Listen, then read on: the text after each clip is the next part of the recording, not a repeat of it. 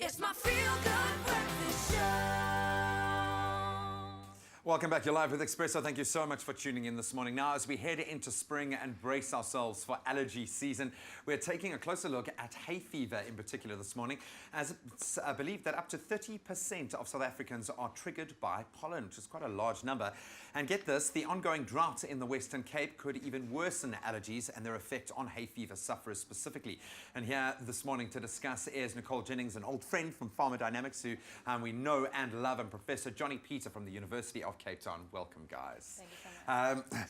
Trying to keep my sneeze in from all this dry air. Johnny, I'll start with you. Obviously, the drought is serious business at the moment. We really are trying to drive that message home here on the show. This is one angle that we haven't really covered before. Is it true that the drought or the weather that we're experiencing here, and the pictures tell quite a story, is that affecting people with hay fever in particular? So it's interesting because the answer to drought is not simple, because on the one hand, low rainfall years actually lower pollen. However, the problem is spring rains, no spring rains, actually mean that the pollen spikes very quickly, and that can be particularly problematic for allergic rhinitis sufferers and asthmatics. And that's what we're concerned about mostly. I'm glad you said asthmatics, because that's obviously where it does become very serious.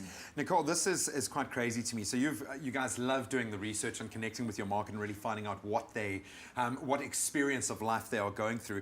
And you did a recent survey on hay fever sufferers that up to 42% show that people don't have a treatment plan in place. So this is kind of something we've accepted, that if you're a hay fever sufferer, you've just got to live with it, deal with it. Yes, yeah, definitely. So shocking that 42% of people don't actually have a plan on how they're going to deal with their symptoms for the hay fever season. But then we also saw that 48% of people actually don't use their medication as prescribed.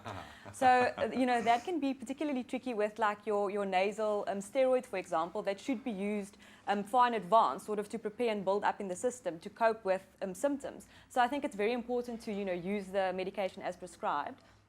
And then we also saw that 32% of people said that their symptoms are so severe that they're actually going to take some time off this pollen season. So it's like a double whammy. You've just survived winter with all the new viruses that are going about, and now nature comes and gives you a double whammy. So you guys at UCT, you've partnered with Pharmacodynamics to now take these studies a step further. What's it going on within that case study? Yeah, so this is a very exciting sort of collaboration between the two of us, where we focused on actually monitoring pollen sampling. So this is weekly pollen sampling, and we have a spore trap. It's a thing that sits on the top of a building, and it rotates. It's got like a sticky film that rotates through every week. And every week the wind blows in the pollen, and it sticks to this. And then we have a technician that's highly skilled in identifying, because each pollen granule looks different from another. So cypress trees look different from pine, look different from grass pollen. And basically what she's able to do is tell us per cubic meter of air how much particular pollen is in the air.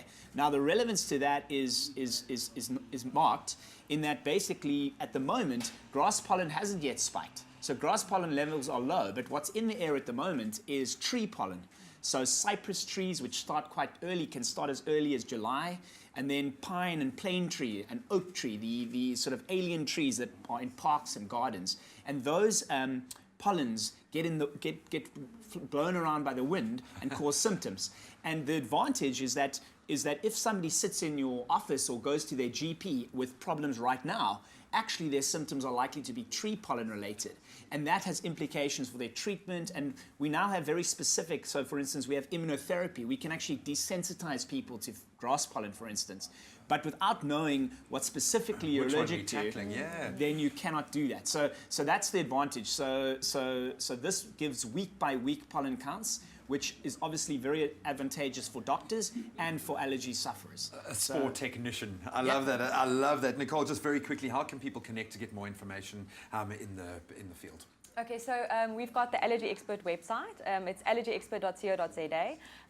As of the end of this week, we'll also have the weekly pollen counts available on the website. We've also got a lot of research material just when it comes to the different types of allergy. And people suffering from allergy can connect with the Allergy Expert directly by sending a message on the Allergy Expert website. You don't have to suffer through it, Professor. Thank you so much, Nicole. Always great to connect with you again. Well, hopefully that's educated you. Go out there and educate yourself even further. You don't have to suffer through the hay fever season. Pharmacodynamics, effective, affordable healthcare.